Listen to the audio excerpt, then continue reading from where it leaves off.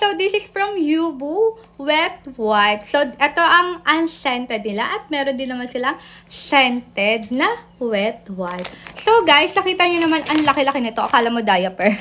Diba? Lucky yard. At ito nga pala, 3 na po yung laman nito. So, ganito kalaki yung isang peraso na. Yan. Diba? Isang pack pala. Isang pack. So, tignan natin yung kanilang wipes kung gaano kakapal.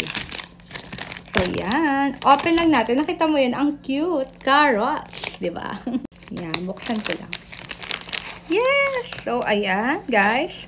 Nakita nyo, ang kapal. Yan.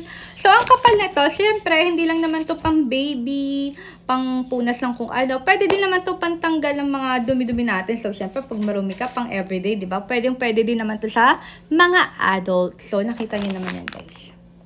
Diba? Ang cute. So, syempre, nakita nyo, ang kapal nito, kahit ganyan-ganyan mo, hindi yan nawawasak. So, syempre, itetest natin yung, ano din naman, yung normal na wipes lang. Makita nyo man lang kung ano yung difference ng Yubu wipes.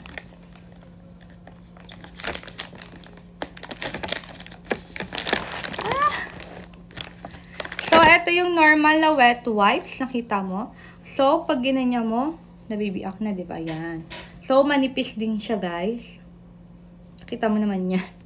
So, nakita nyo naman yung difference ng Yubu wipes sa normal na wipes. So, yan. Ayan po yung difference nila. At sa kapal pa lang, diba? Panalo na yung Yubu. Tsaka ito, kahit ganyan. O, diba? Eh, ito. Naputol na.